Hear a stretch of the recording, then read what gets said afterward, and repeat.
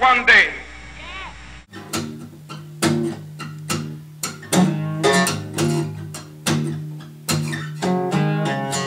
Hvad er retorik?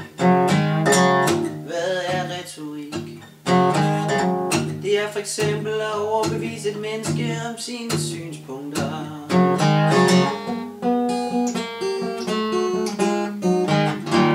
Retorik kommer fra det græske ord retor, som bruges om en taler. Retorik er som det, der blev sagt i den sproglige blues, groft sagt, det at udtrykke sig sprogligt til andre i forskellige sammenhænge, for eksempel at overbevise andre om sine egne synspunkter. I retorik kan vi bruge nogle forskellige virkemidler, som jeg vil komme ind på.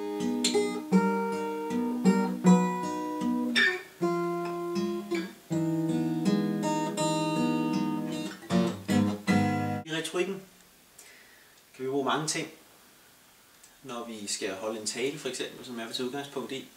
De kommer slavisk nu. Det første er ordspil. Et ordspil kunne for eksempel være Moster Oda-sonat.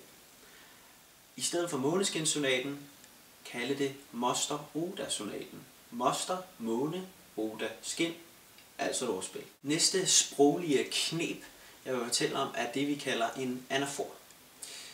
En anafor er for eksempel gjort meget kendt af en mand, som hedder Martin Luther King, som du højst sandsynligt har set i starten af den her video. Martin Luther King sagde for eksempel, I have a dream, I have a dream, I have a dream, indledt alle sine første par sætninger med I have a dream. Og det, mine damer og herrer, var en anafor. Alliteration, også kaldet bogstavrim, er et retorisk virkemiddel, man kan vælge at bruge, som for eksempel kunne være det her.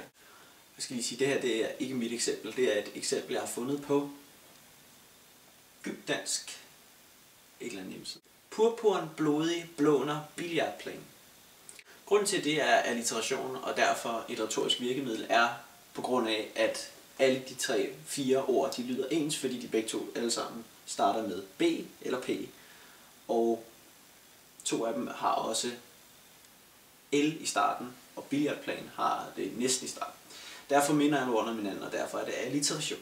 Det næste retoriske virkemiddel er noget, der hedder assonans.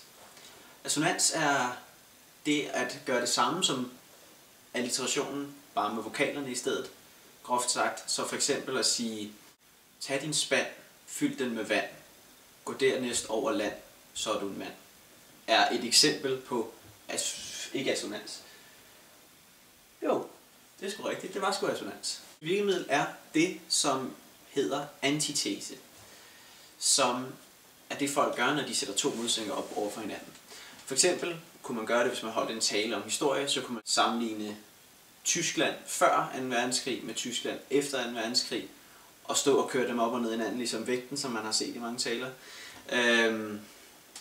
Og det er en antitese. 2 modsætninger, man sammenligner. Vi kommer til det, der hedder en epifor.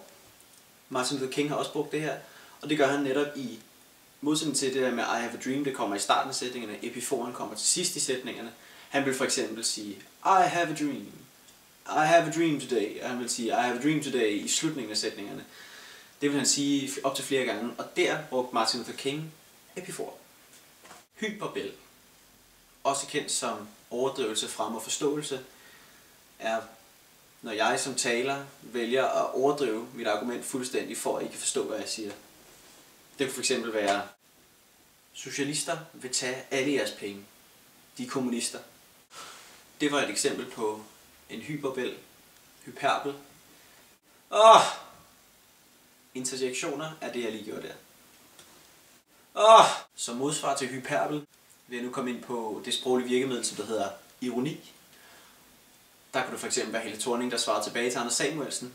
Nå ja, Anders, du har jo ret i, at skatten skal nedsættes. Ironi. Kiasme. Det retoriske digtermiddel, hvor man vil tage og for eksempel bytte rundt på en sætning, så det lyder lidt mere digterisk, men også har en større virkning. For eksempel JFK. And so, my fellow Americans, ask not what your country can do for you. Ask what you can do for your country. Er en kiasme, fordi at det er byttet rundt. Ask not, what your country can do for you, but what you can do for your country, har større indvirkning end Ask what you can do for your country, and not what your country can do for you. Det er en kiasme. En jysk bondemand, som også sidder som formand for det Socialistiske Folkeparti i et Struer, bliver præsenteret med det faktum, at der er en pige fra byen, som der har vundet en skønhedskonkurrence, vil han for eksempel sige om hendes udseende, hun er slet ikke så tosset. Det er et eksempel på litode, fordi at bondemanden han åbenlyst underdriver, som de gør i Jylland. Skider bjørnen i skoven er et klassisk eksempel på et retorisk spørgsmål, som også er et retorisk virkemiddel. Sarkasmen, den onde tvillingebror til ironien.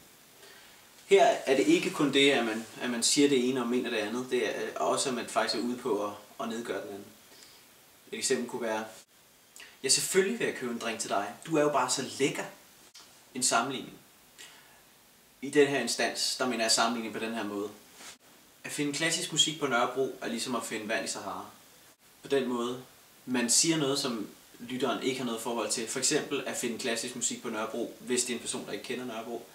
Og derefter svarer man med, det er som at finde vand i Sahara, eller som en nål i en høstak, eller ja. At sparke fodbolden lige i krogen. Vi ved jo godt, at han ikke har sparket fodbolden lige ind i en fiskekrog, men at der rent faktisk bliver snakket om i hjørnet af målet i denne instans. Og det er et eksempel på en metafor, som er et retorisk virkemiddel nummer 319. Metonomi er der, hvor man tager den lille del og gør det til den store del. For eksempel når Barack Obama siger, du kan ikke pisse USA i ansigtet, så vil du få USA at bestille. Der mener han jo i virkeligheden, du kan ikke pisse mig af, præsidenten af, så får du med min hær at gøre, men han gør USA til en stor helhed, og der gør han brug af en metonomi. Symboler og allegorier. Symboler og allegorier er egentlig det samme. Forskellen er bare, at allegorier er en række af symboler. Hvis jeg har holdt en tale, hvor jeg gerne vil have, at du skulle tænke, at jeg var en stærk person, så kunne jeg fx gøre som Leonardo DiCaprios far i Catch Me If You Can. I den film, der siger han, 2 mus faldt i et fad med fløde. Den ene mus gav hurtigt op og druknede. Den anden mus blev ved med at svømme og prøve at nå kanten, selvom den vidste den ikke kunne, til den pludselig havde gjort fløden til smør og gik ud af fadet. Hvis Leonardo DiCaprios far senere hen i talen refererede til det samme fad og de mus, så vil han altså referere tilbage til sine allegorier og symboler og genbruge dem.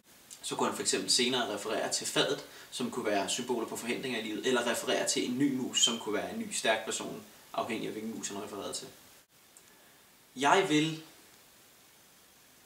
Danmark det bedste er en kunstpause og også et fint retorisk virkemiddel. Selvafbrydelser eller selvrettelse er et retorisk virkemiddel, som mange folk gør brug af. Det kunne fx være, når man siger, jeg tror på, eller jeg ved, at det jeg siger er sandt.